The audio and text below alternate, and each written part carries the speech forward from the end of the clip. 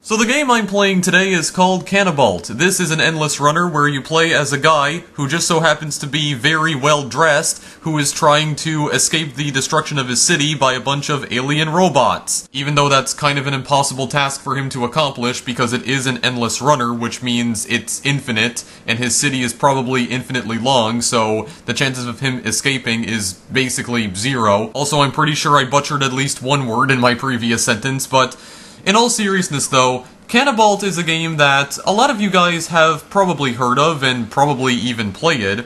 This is the game that basically pioneered the whole endless runner genre of video games, the whole concept of controlling a character who can't stop running, or basically keeps on running forever, and you have to try and cover the greatest distance possible without dying. Well, Canabalt was the game that pretty much gave birth to that whole concept. Canabalt came out all the way back in 2009, and at that time, there really was no other game like Canabalt, and it went on to inspire a lot of popular mobile games like Temple Run and Jetpack Joyride. And of course, it would later go on to inspire an entirely new genre of video games. Now, I'm playing the original Flash version of Canabalt. The game was re-released on Steam in 2015 with a brand new 2-player mode, some new challenges, and also some new modes, including being able to make all the buildings invisible so you can't even see what you're jumping onto or when you're supposed to jump. But I don't really care about any of that, and I would rather just play the original Flash version. I mean, there's only one thing you need to know about Canabalt.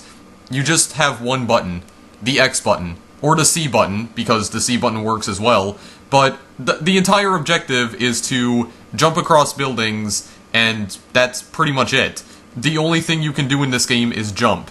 Time your jumps carefully, and you'll be victorious, I guess, even though the game doesn't have an ending. Anyway, let's just start playing the game here. So we press X or C to start our daring escape, so we press the X button right here. So, as I've mentioned before, there's only like one control in this game, which is jump. All the levels here are procedurally generated, so the game is not the same every time you play it. There's also these objects on the buildings that you have to avoid as well. You can crash into them. It doesn't result in a game over, but it does slow you down a lot. And as you keep on running, you will build up speed here, and I... Okay, I thought I heard a crash there for a moment in the game, but as you continue running, you build up speed. And as you build up speed, it does get a lot harder to time your jumps because you're moving so fast and everything's coming at you so fast you don't have time to react to anything. And jumping... Oh my god, okay, why am I sucking so badly all of a sudden? So, yeah, these obstacles right here, you can hit them, but they do slow you down, and sometimes you will need speed in order to jump over certain platforms or to get onto certain buildings. There's also these objects that just fall from the sky as well. You can even see, like, there's like some robots moving around in the background over there, just destroying civilization and everything around them. They're also throwing crap at me here as well. Yeah, see, like, I couldn't even time that because I was already at the edge of the building. So I couldn't have possibly timed that because I was moving so fast. So just jump out of the window here. And this is pretty much the whole game, guys. You're just jumping across buildings, scaring birds away, running into what looks like dishwashers, jumping over cranes, and jumping back into buildings, breaking through all sorts of windows, and that's pretty much it. I mean, I do have to commend this guy. This guy is really fast on his feet here, as you can see. And eventually the speed buildup is too much for him to handle, and then he can't even time anything correctly. He just ends up dying. So I guess there is one downside to being so speedy. Yeah, because look how fast this gets here. Like, it does get really hard to time it. Yeah, and sometimes you might not even be able to time your jump into the building correctly, and you'll just end up smacking into the top of the building. Also, if you hold down the X and C keys for a longer period of time, you'll be able to jump a lot higher. So if you lightly tap X, it'll just result in a short jump. If you hold down X for a lot longer, then it'll result in a higher jump. Did pretty good that time. I got like 2,883 meters. That is pretty darn good. I mean, I don't know what the highest score ever achieved on the original Flash version of Canabalt is. I do believe there are leaderboards in the Steam version. The original Flash version does not have leaderboards, and I don't think it even saves your own high score either, so... yeah, this is a pretty bare-bones version of Canabalt overall, but I mean, this is the original. This was the version that you were only able to play for like the past 6 years, until the game got re-released with more content, but I would assume it's probably still the same game. Yeah, as you can see, I didn't even time the jump into the window correctly right there, so I just ended up smacking face first into the side of the building. That's what happened. So, yeah, you do need to have good timing. I mean, the game may look very simple, but when you're moving at breakneck speeds like this, you need to have very precise timing. You need to time your jumps precisely, you need to make sure not to hold down the X button for too long. See, I was able to get through that jump because I only tapped it and I didn't hold it down. So, you gotta really, you know, jump wisely here, or do some wise jumps. Am I even making sense right now? I don't feel like I am, but I'm trying my hardest to explain this, guys, or I'm trying my best to. But there's so much crap happening here that I can't concentrate all that much. Oh yeah, also the things that the robots throw at you, they explode. So yeah, they just blow you to smithereens. They just blow you to smithereens. And yeah, some of the buildings do also crumble. You can tell by the ones that have cracks in them. So as soon as you land on them, they'll start falling down. So you just gotta jump off of them as soon as you possibly can. Okay, that might have actually been good for me to take that hit, because I was able to slow down, and I think I was able to time my jump a little bit better that time, so I could actually get onto the building. Yeah, sometimes you can't even see what's below you, so you almost have to, like, take a leap of faith.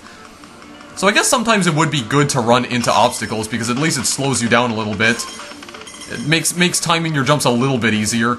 You're able to get your bearings back. So, that's good, I guess. That's pretty darn good. There's also cranes here as well. Yeah, and I don't think it means anything when those ships fly past you. I thought it meant that they were gonna drop something on me, but I don't believe that's what it means at all. Sometimes they'll just fly by you randomly, and yeah. Oh wow, okay.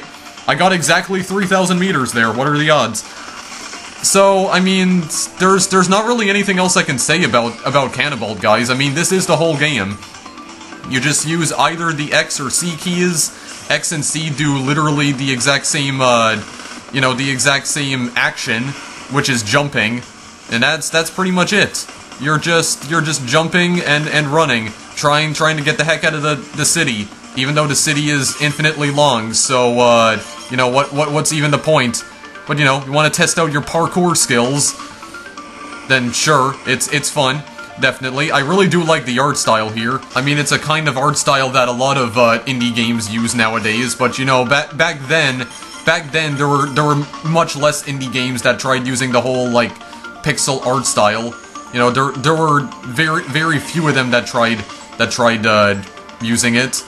I mean, at least from what I can remember.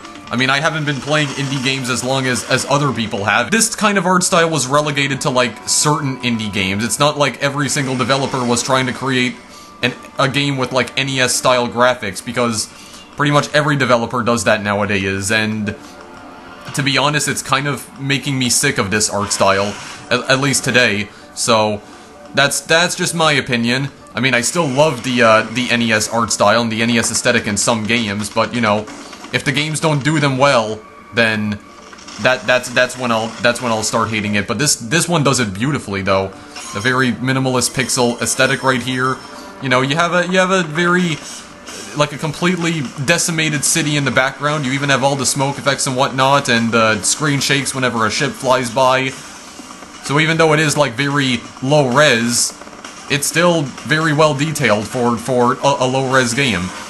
Also, if the I do apologize if the resolution on this video does look really odd, but that's just the way this game is being displayed in my browser. It's being displayed in, like, this very weird ultra widescreen resolution. It's not exactly 720p.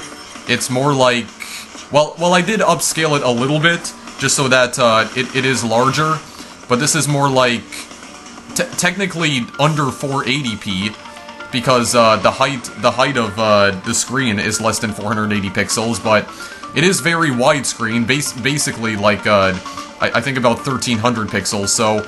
Yeah, I don't know why the game has such a very bizarre resolution, but, you know, something I could easily fix when I'm, editing this video, of course.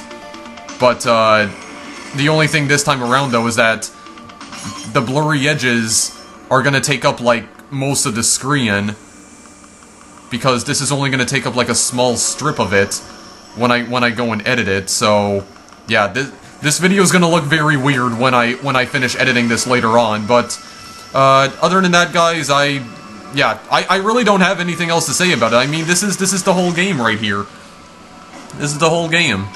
It's basically a score attack game. You're trying to get the longest distance possible while trying to outrun some giant mechanical alien robots who are trying to drop nukes on you and whatnot. Jumping over cranes, jumping over buildings that are crumbling, scaring all the birds away.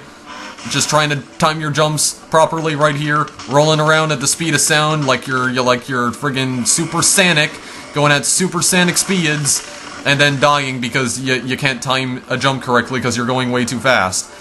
So that's Canabalt. That's Canabalt in a nutshell. Go fast and hope to God that you survive. It's pretty much it. Pretty much it. So I'm just gonna see if I can maybe get to 4,000 here. Hopefully. Let's see. Let's see. Oh god, jump over that. Yeah, and again, the game's not the same every time because the levels are randomly generated, so it doesn't throw the same obstacles at you all the time. And I guess that's what makes this game fun. You know, you're not doing the same crap every single time. Because this is the kind of game you would probably only play in, like, short bursts at a time. This is not something you would probably play for, like, 3 hours straight. Because there's no like epic story here going on aside from the fact that there's this businessman jumping over rooftops trying to escape from a bunch of aliens that want him dead, pretty much. You know, the robot invasion. The robots are taking over, destroying the entire Earth, and this guy's just trying to run away from it all. And he's really bad at jumping over crates apparently, and jumping over buildings too. He just smacks his face into them and then he falls to his death. But I guess when you're desperate, you just have to run away from all the chaos. Even though the chaos is basically infinite in this world.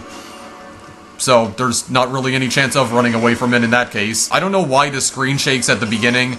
I guess showing that the building's crumbling or the robots are attacking the building and trying to destroy it. I don't really know.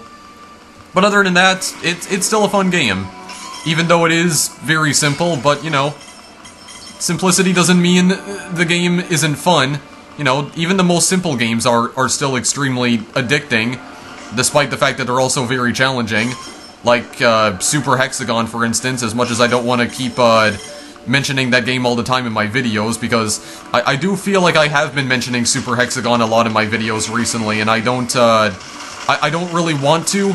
I don't really like mentioning it that much in my videos, because it's just like what I used to do with Facade all the time. Every single time I would mention Facade in one of my videos, even though I didn't really mean to, but I couldn't find another comparison when I was playing a certain game. Like, the only comparison I could think of at the time was Facade. I just don't like mentioning the exact same game in like 9 million videos, you know what I mean?